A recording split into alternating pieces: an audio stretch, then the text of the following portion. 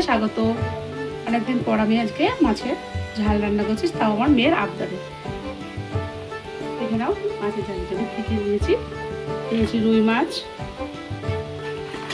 নিয়েছি পেঁয়াজ কুচি, টমেটো কুচি, কাঁচা লঙ্কা, আদা বাটা, রসুন বাটা। এখানে দিয়েছি হলুদ গুঁড়ো, লঙ্কা গুঁড়ো, জিরে গুঁড়ো, ধনে গুঁড়ো, নুন, আর এখানে আছে কাশ্মীরি লঙ্কা। মাছটা নুন হলুদ মাখিয়ে আমি এখন ভেজে নিয়েছি। মাছটা ভাজা হয়ে গেছে, এবার আমি কড়া বসিয়েছি।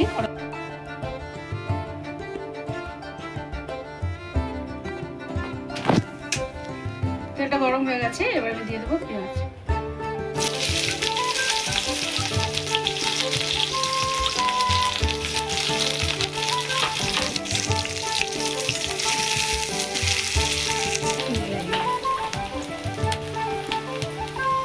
দিয়ে দেবো লঙ্কা, টমেটো দিয়ে দেবো, বাটা দেবো, আদা বাটা দেবো, হলুদ গুঁড়ো, লঙ্কা গুঁড়ো,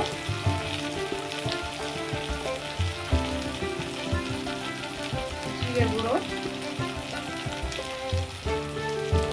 ধনে গুঁড়ো, আর দেবো নুন। নেড়ে দেবো, একটু নাড়বো।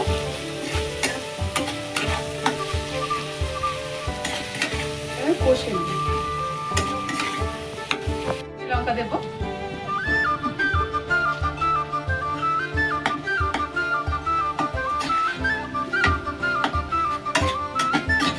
আমি জল দিয়ে দেবো।